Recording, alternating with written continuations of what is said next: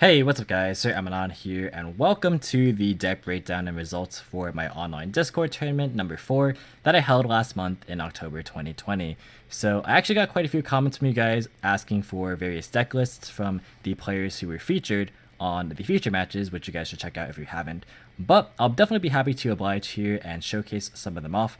For the purposes of time, of course, I'm only going to be featuring the top cut deck list in this video, but if you do want to see any of the other decks that aren't covered in here, be sure to check out the description box for a link to the Google spreadsheet, where you can find all of the entrance submissions and see their deck lists and all that good stuff. But without further ado, let's just go ahead and jump right in. So first off, we have the pie chart here that I want to just show to you guys, which is going to showcase both the overall deck breakdown as well as a top cut breakdown. So you can see it is a pretty good snapshot of what the October 2020 metagame looked like, keeping in mind that, of course, the signups were held towards the end of September, early October.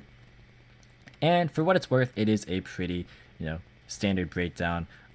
Keeping in mind, of course, that my content sort of has a little bit of an influence of what players choose to play. As you can see, there is Goki up here where, it is otherwise not as popular apart from when I was making a lot of those videos. But you can see there's 4 Dragon Link, 3 Dino, 3 Goki, 2 Orcust, 2 Burning Abyss, 2 Shaddoll Invoked, 2 Subterror, 2 Zoodiac, and 14 others, which you can see in the top right specifically.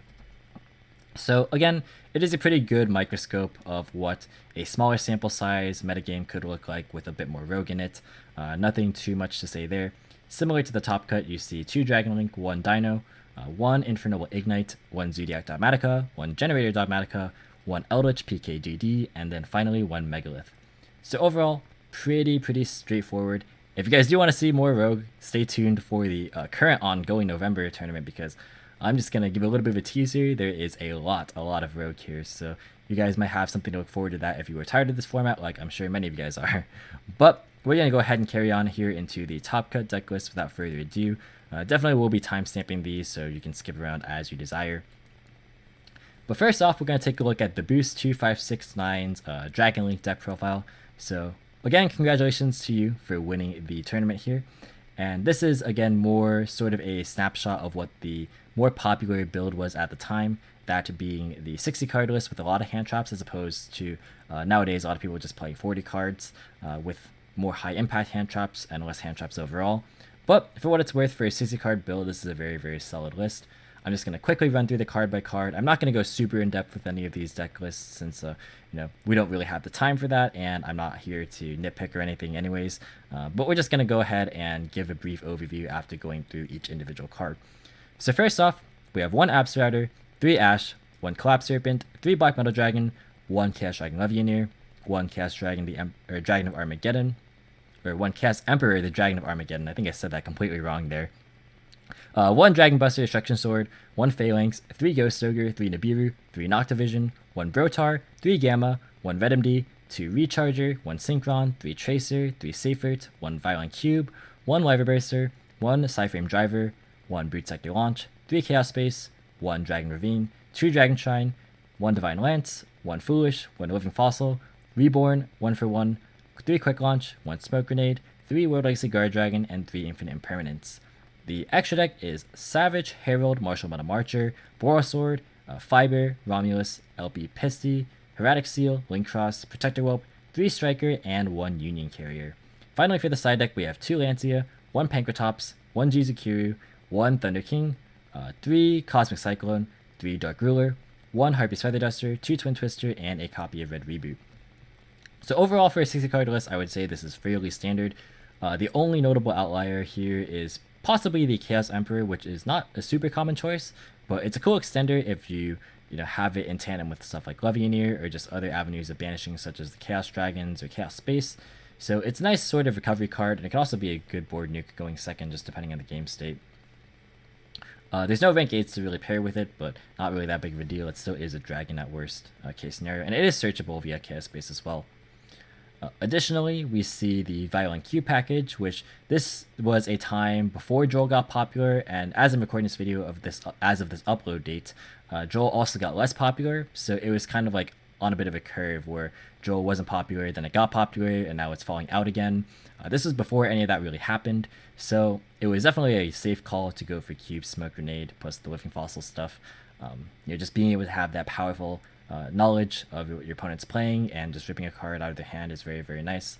Also, just a nice high concentration of hand traps. You see 15 of them here, and they're all either high versatility or high impact, which is really, really good. And then the extra deck is pretty stable, nothing too much to say here, as is the side deck. Lancia is cool with this deck, obviously, because the play with Union Carrier to equip it in the Dino matchup and then bouncing it with Heretic Seal can definitely be game-breaking. Kaijus are pretty interesting. They're definitely good against more rogue decks, but they can also do things like break the Buster Lock as well, just having an additional out if your opponent isn't on Smoke Grenade. But apart from that, it's just Dragon Link. It does what it does best, and you guys know this definitely well and through by now. So we're going to move on to now the second place list, which is going to be Labrat, aka Hexer, on Infernoble Igknight.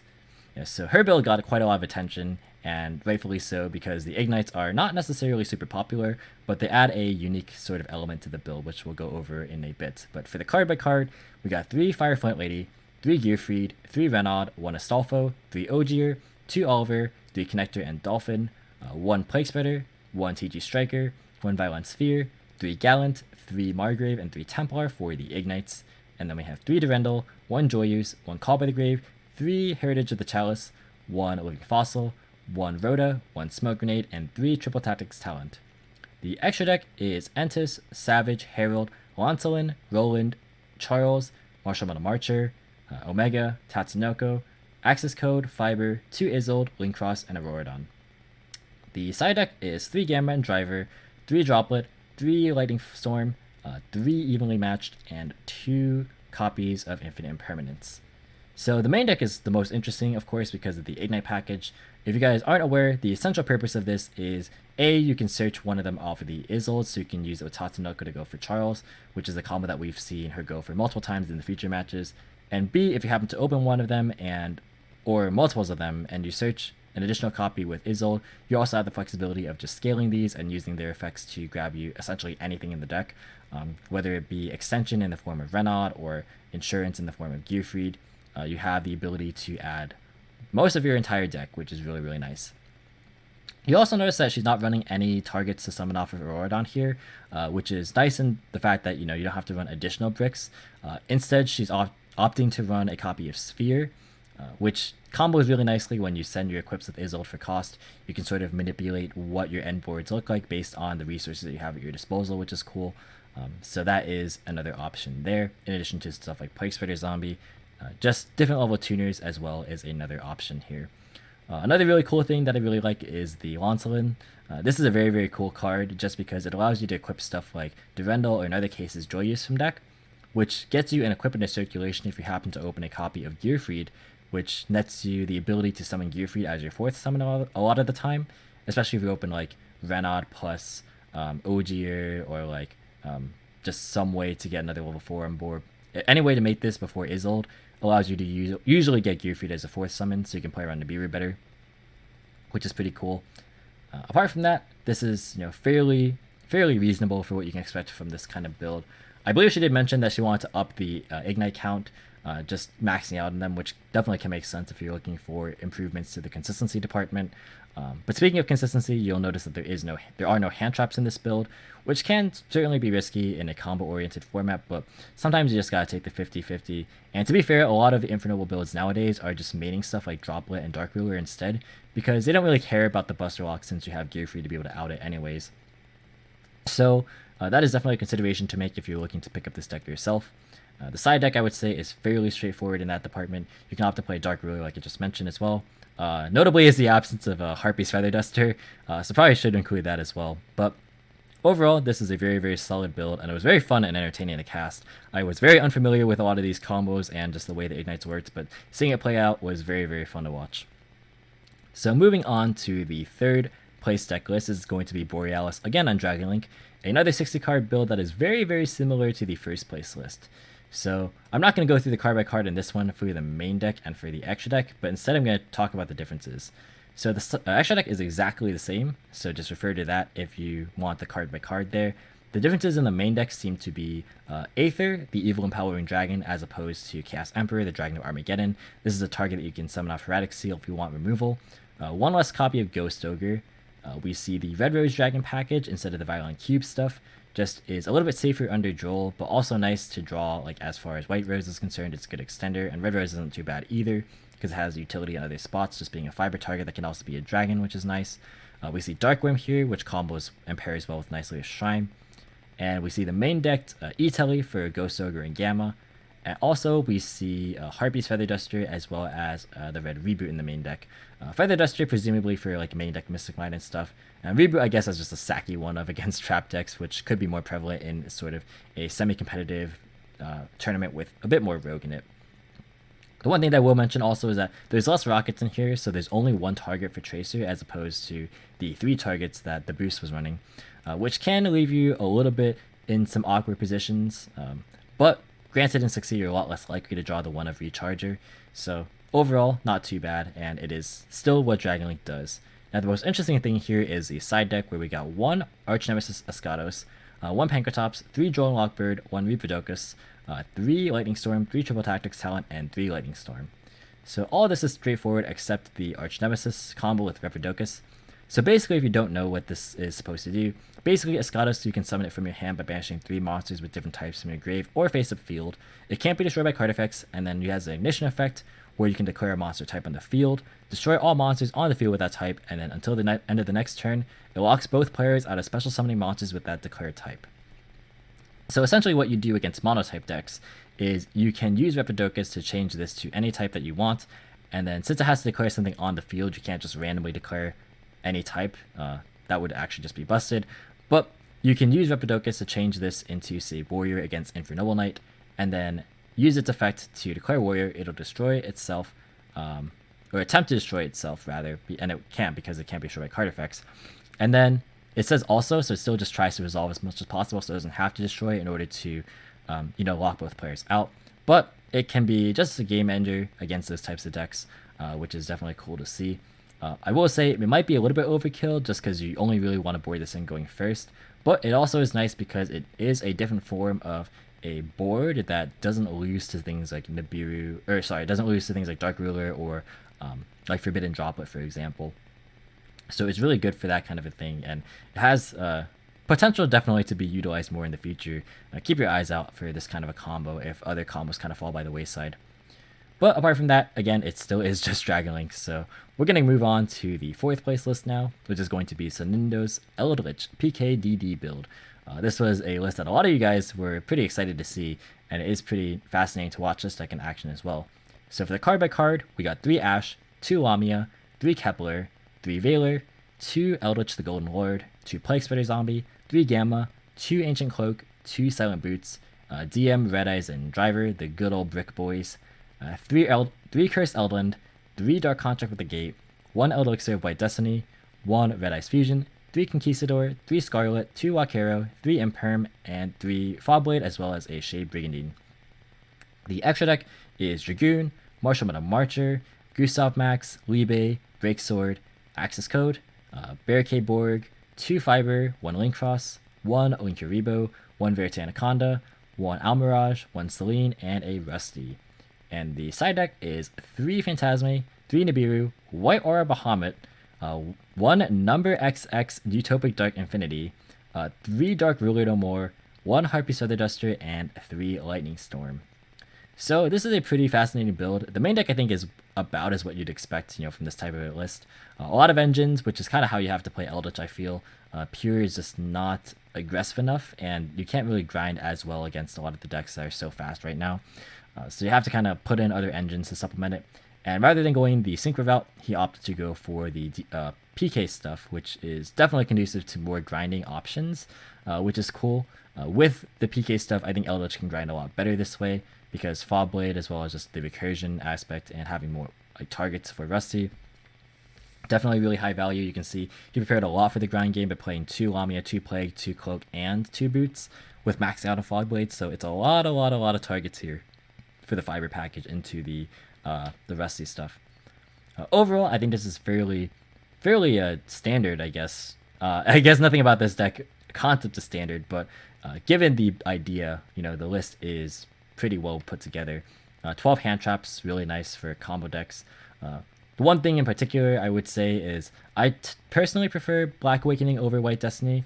Although White Destiny is definitely better than Black Awakening in the grind game, I just like having more starters. But it is a matter of what you value more. And this build, you can see he definitely valued a lot of grinding, which is certainly respectable in an Eldlich build. The extra deck is not really anything too crazy. We have room for the trains because in the absence of synchro stuff, you have a lot of space for just utility or attack. So that's really cool.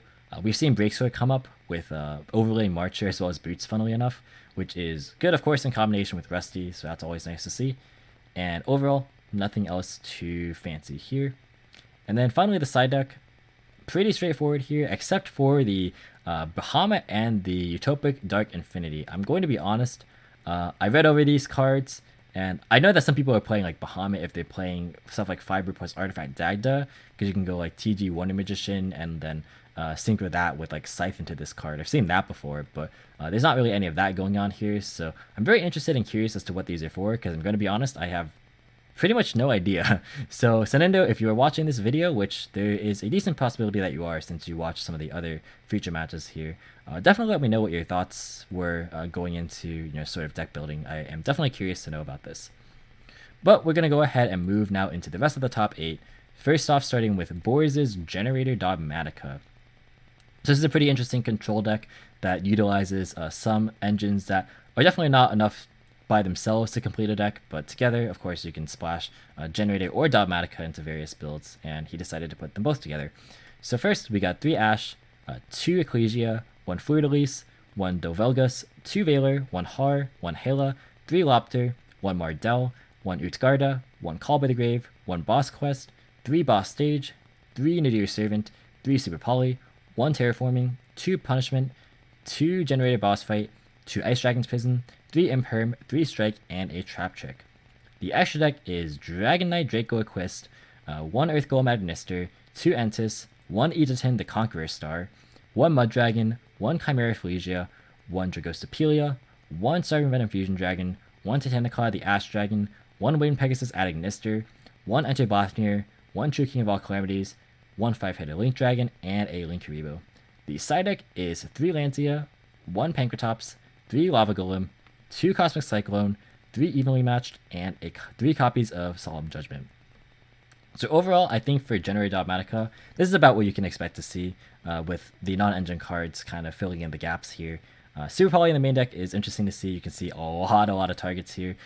This is for Infernoble Igknight because you can Super Poly away the Savage as well as the Charles on their board if they don't happen to rip it off Smoke Grenade. That is kind of like one of the things against Noble specifically, is that they're probably going to rip it with Smoke Grenade, but if you have other cards to kind of prevent that from happening, then it could be a pretty good payoff. We see 8 hand traps in the main deck here, and we see overall nothing else too like fancy smancy. We got strikes in the main, which is pretty cool to see. I'm personally a big fan of this card. I just like it a lot.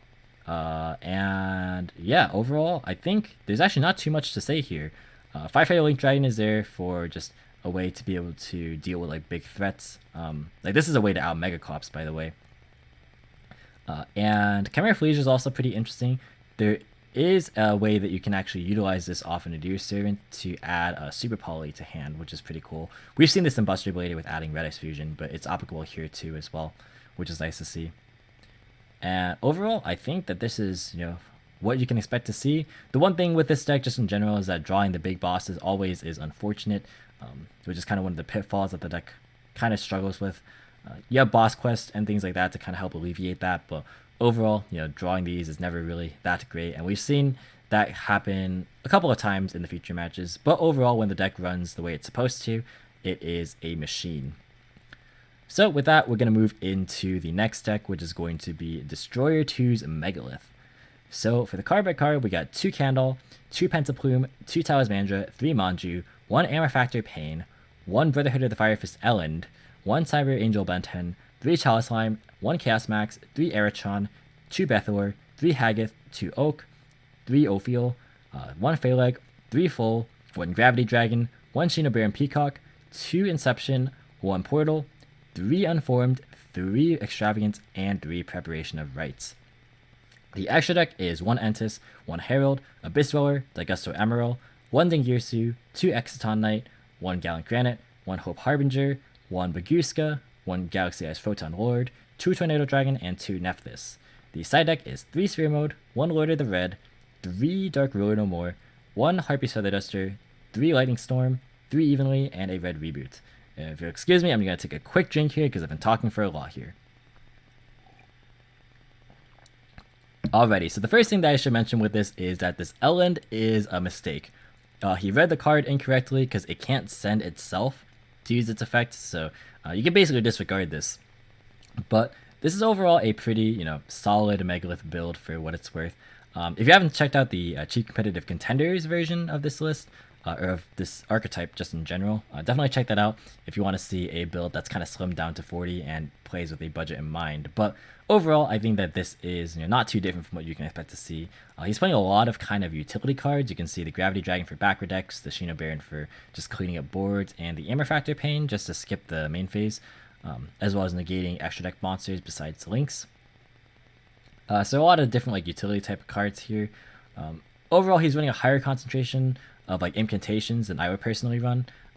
For example, we saw cases where he had Inceptions and not being able to use them with the imps makes it awkward because then you want to run more of them, but it gets kind of awkward because you don't really want to open too many of these either, so it can definitely be a bit of an issue at times. But overall, not really too much to say with this main deck here. Same with the extra deck. You don't really use a lot of the extra deck. It's there mainly for utility. And then the side deck is also fairly straightforward, except maybe the Lord of the Red. This is a cool going first option, because if a card or effect is activated except itself, you can target a monster in the field and destroy it, and you can also target a spell or trap in the field and destroy it. Both effects are soft ones per turns, so you can utilize these on both players just because it's a quick effect for each of these effects, so it's a nice kind of way to sort of pick apart your opponent's board as you're trying to set up. So you can combo that with Bethor to be able to pop more cards, and it's just a real headache for your opponent to deal with. It shines especially in background matchups where Chaos Max maybe isn't as good. So that's going to be it for Megalith. Next, we're going to move on to the, I believe this is going to be Dinosaur. Yeah, this is going to be Graboid Fan 31's Dinosaur list. So this is this is another pretty straightforward meta deck right now. So we got 2 Animador and Archosaur, 2 Ash, 3 Baby, 1 Pankratops, 1 Dogeron, 1 Giant Rex, 3 Miscellaneousaurus, 1 Petit Pteranodon, 3 Gamma, 3 Oviraptor, 2 Conductor Tyranno, the Dragoon Package, DM, Red Eyes, and Red Eyes Fusion, Cyframe Driver, Dark Ruler No More at 3, and then 2 Double Evolution Peel, 3 Fossil Dig, 1 Harpy's Feather Duster, 2 Lost World, 1 Terraforming, and 3 Imperm. The extra deck is Dragoon, Dweller, 2 Dolka, Logia, Tornado Dragon, Axis Code, Phoenix, Linkuriboh, Pentastag, Verite Anaconda, Cypher Lord Lambda, Almirage, and 2 Secure Garda. And the side deck is 2 Lancia, 3 Droll, 1 Quatless, 2 Token Collector, 3 Cosmic Cyclone, a Mystic Mine, 2 Ice Dragon's Prison, as well as a copy of Red Reboot. So I think the first thing to note here is that there actually is no copies of Extravagance, which I kind of found to be interesting.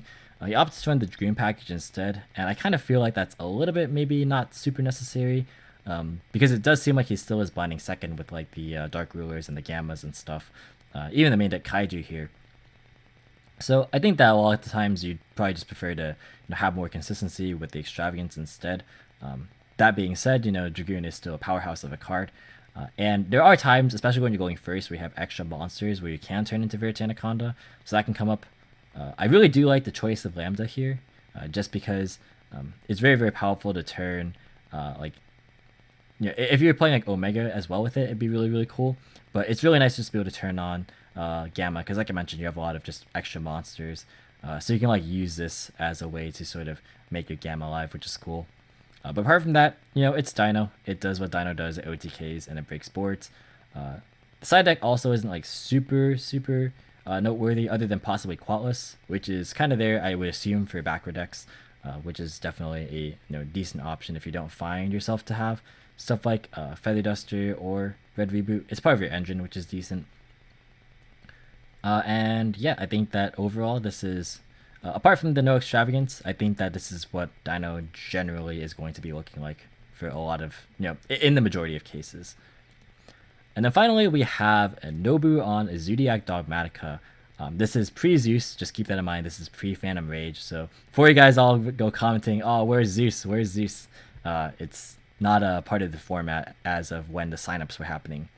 So we got 3 copies of Ash, 3 Ecclesia, 2 Fleur-de-Lis, 3 Valor, 3 Nibiru, 3 Ramram, 1 Vampire, 3 Thorblade, 3 Whiptail, 3 Tenki, 3 Nadir Servant, 2 Avarice, 3 Triple Tactics Talent, 1 Zoodiac Barrage, 1 Punishment, and 3 Imperm. The extra deck is Entis, Exterio, Titaniclad, Omega, 1 Vespinato, 1 Borbo, 3 Shakanine, 1 Trident, 1 Hammerkong, 3 Tiger Mortar, and a Megaclops. The side is 3 Lancia, 3 Gamma Seal, 1 Harpy's Feather Duster, 3 Lightning Storm, 3 Evenly Matched, and 2 Waking the Dragon. So overall for Dogmatika, I feel like this is about what the deck is going to look like. I do personally think that even in this list, you probably should be playing Desires. I just really like that card a lot in Zoo, just personally. Even if you are running like less numbers of some of the Dogmatika stuff. But I think that overall, this is about what this would look like. You have a lot of hand traps. You got 12 of them here. You got the grindiness with the Pot of Avarice and stuff. And I think that even though pure Zoo is more popular now that Zeus is out, don't sleep on the Dogmatika build. It still has a lot of potential if you are looking to play a bit of a more kind of like control sort of grindy style. And then nothing too much to say about the extra inside as well, apart from possibly Waking the Dragon. I think that for the purposes of his specific build, he's not really running that much back row. Like he's not running that many cards that he's setting apart from like Punishment and maybe Imperms and stuff. So I don't think that maybe this is necessarily needed, just because your opponent might not be inclined to side that much back removal if they see that you're playing a lot of hand traps. So personally, I would have opted for other cards instead. But this is definitely a nice spear to actually get out not only the exterior, but you can also get out the Megaclops as well, which is pretty cool. So that's like a way to just kind of cheat that out and just have a free win condition on your board, which is nice.